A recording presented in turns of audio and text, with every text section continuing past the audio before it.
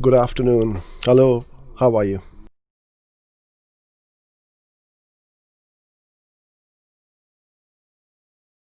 How do I generate leads using Facebook ads for my marketing agency? The thing is, you got to have an offer, have a sales funnel.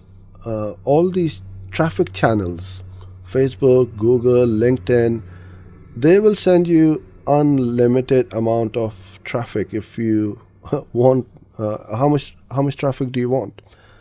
The problem is converting.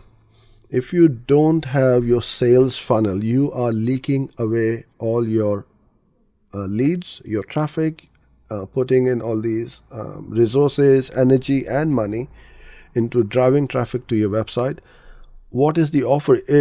I've quite often hear that, oh, Facebook ads is a scam, Google is just ripping everybody off, LinkedIn is too expensive. Well, it really depends on what you are doing to convert. How good is your offer?